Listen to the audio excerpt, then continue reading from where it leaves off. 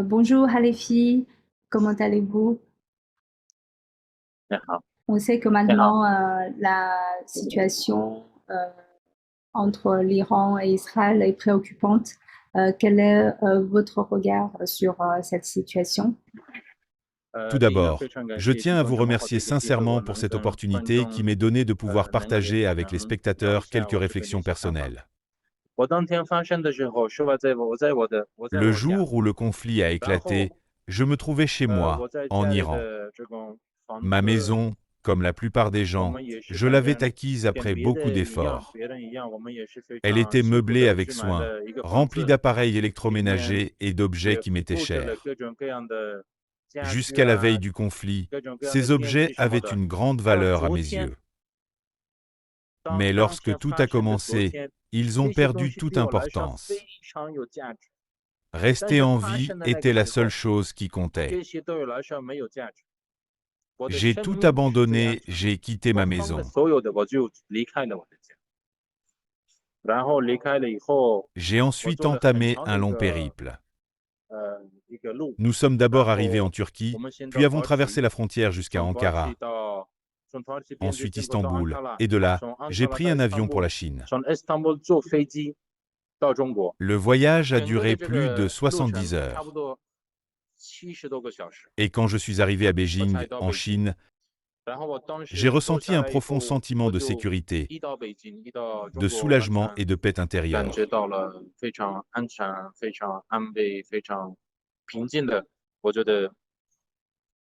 Ce que je veux dire à tout le monde, c'est que vous devez chérir votre pays, votre société, la paix et la stabilité dont vous jouissez au quotidien.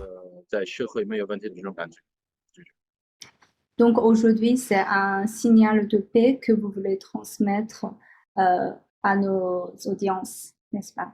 Oui,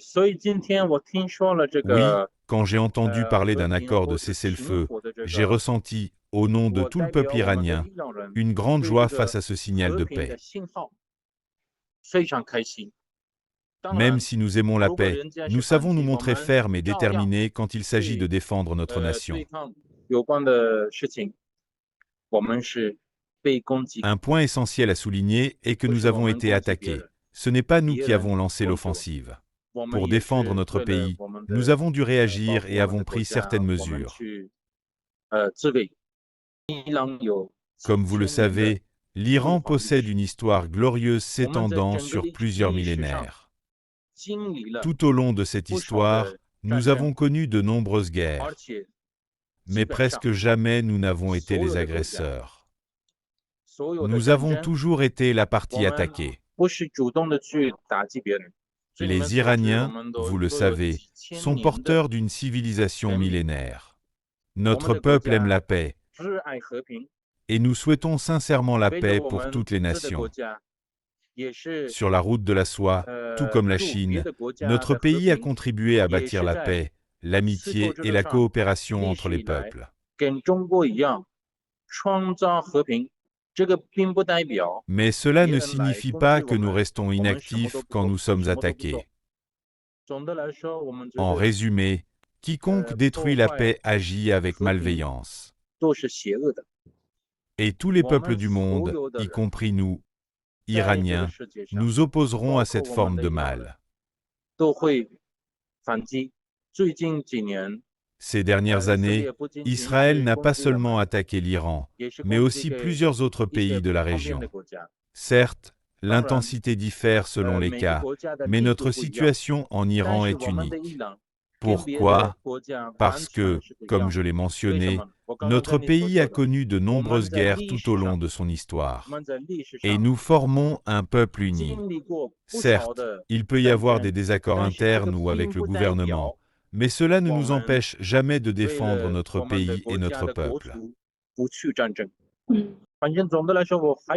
Pour terminer, je voudrais dire aux spectateurs une chose qui me semble importante. Si vous n'avez jamais vécu une guerre, vous ne pouvez pas vraiment en comprendre la réalité. Aujourd'hui, j'ai un peu plus de 40 ans. J'ai connu la guerre Iran-Irak. Après cela, notre société a retrouvé une période de paix. Mais cette fois, j'ai profondément ressenti à quel point la sécurité est essentielle dans n'importe quel pays. Surtout, la sécurité de la vie humaine n'a pas de prix. Je veux dire à tous ceux qui m'écoutent, prenez soin de votre santé, chérissez la paix, et soyez conscients de la chance que vous avez de vivre dans un pays en paix. Il faut vraiment en prendre soin. Je vous remercie, Halefi, d'avoir partagé vos expériences avec nos audiences. Merci.